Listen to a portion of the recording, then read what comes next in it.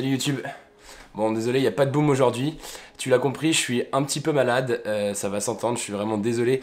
Mais je tenais quand même à faire cette vidéo ce dimanche pour te donner des astuces. Aujourd'hui, je m'intéresse à la photographie urbaine, la street photographie. Et je vais te donner 5 astuces pour faire de meilleures photos dans ce domaine.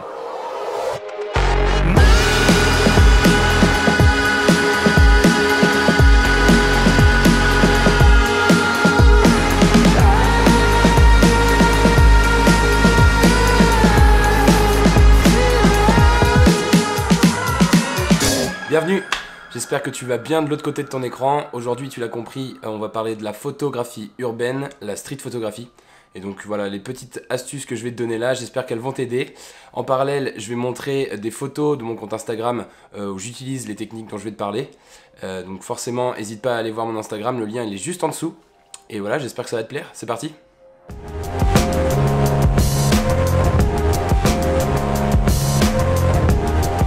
Alors le premier conseil que je vais te donner, tu me l'as déjà entendu dire, c'est se lever tôt. Quand tu vas faire des photos dans la rue, se lever tôt, ça va avoir plusieurs avantages. Le premier, c'est qu'il n'y a vraiment personne dans les rues. Et donc du coup, tu peux t'intéresser à des sujets uniques, il n'y a pas de foule, tu ne seras pas dérangé. Donc ça, c'est vachement bien. Le deuxième, évidemment, c'est les golden hours. Le lever de soleil, en fait, va te permettre d'avoir des lumières douces, des ombres étirées et ça va sublimer tes photos, ça va vraiment être top. Là, je te montre des exemples, tu vas voir qu'en utilisant les golden hours et quand il y a assez peu de monde, on arrive à faire des photos assez magiques. Il y a un autre gros avantage, c'est qu'il y a des communautés de photographes qui se lèvent tôt le matin et donc du coup tu vas pouvoir rencontrer des gens, échanger avec eux, leur demander des conseils aussi bien techniques que sur du matériel ou des choses comme ça. Donc ça c'est vraiment tout bénef pour toi. Alors gros warning, attention, quand tu te lèves tôt le matin, pense à te couvrir sinon tu auras l'air con comme moi et tu feras des vidéos en parlant du nez.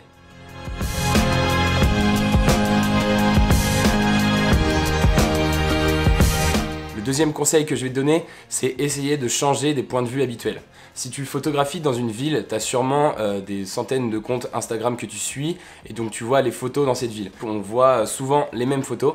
Donc là, ce qui peut être intéressant et ce qui peut permettre de te différencier, c'est d'utiliser des points de vue différents. Donc ça peut être prendre de la hauteur, ça peut être prendre des photos à ras le sol, ça peut être prendre des photos où tu te mets à la hauteur de ton sujet. Voilà, là je te donne des petits exemples, j'essaye de me démarquer. Tu vois que je me mets parfois à ras le sol, parfois j'essaye de me mettre en hauteur pour essayer de faire des photos originales. Voilà, c'est vraiment important d'innover un peu là-dedans, sinon on voit des photos de la Tour Eiffel toujours de la même manière, c'est un peu chiant. Donc voilà, si tu veux te démarquer, pense à changer de point de vue.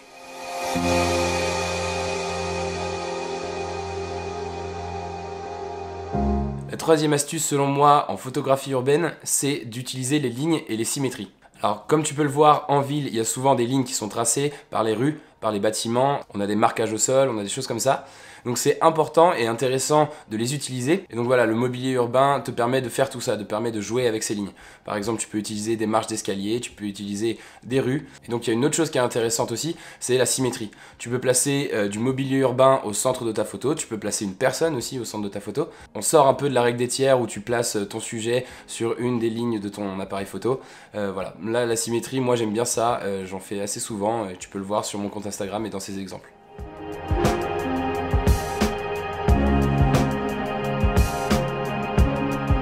La quatrième astuce, c'est d'utiliser les reflets. Si tu as des flaques d'eau, si tu as des fontaines, tu peux les utiliser pour générer des reflets et sublimer tes photos. Alors ça, tu vas pouvoir le faire que au lever ou au coucher du soleil.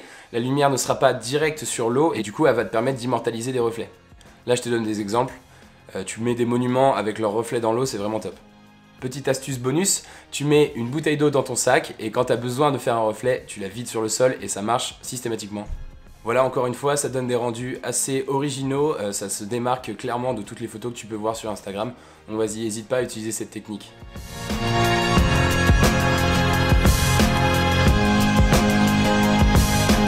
Enfin, cinquième astuce, et ce qui fait un peu la beauté de la street photographie, c'est de s'intéresser à un sujet. C'est un thème que j'ai déjà abordé avec toi, je trouve que c'est très important d'utiliser une personne dans ta photo pour raconter une histoire, pour raconter un moment de vie, c'est vraiment le plus important. Si tu t'intéresses à des inconnus, il va falloir apprendre à te faire oublier. Donc tu oublies tout de suite le Canon 1DX avec ton gros objectif, là tu vas être grillé, t'es sûr. Maintenant, tous les constructeurs ont sorti des hybrides très performants, très discrets.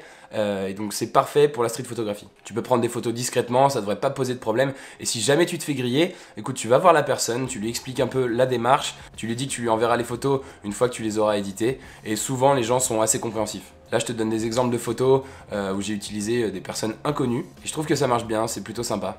Donc je ne le répéterai jamais assez, toujours s'intéresser à des gens, à des émotions, à des moments de vie. Voilà, c'était une vidéo courte étant donné les conditions, je suis vraiment désolé mais je tenais à faire cette vidéo, je pense que ces petites astuces vont bien t'aider pour tes prochaines photos. Je t'invite à aller jeter un œil à mon compte Instagram, il est juste en dessous. Voilà, j'espère que ça te plaira, j'essaye au maximum d'appliquer ces astuces pour rendre les photos un peu originales. Si tu as d'autres astuces à partager avec la communauté, surtout pense à les mettre en commentaire, ça alimente un peu la discussion, c'est plutôt sympa. Si tu as apprécié la vidéo, pense au pouce bleu, et puis comme d'habitude, si tu l'as pas encore fait, pense à t'abonner et rejoins la petite communauté qui est en train de se créer.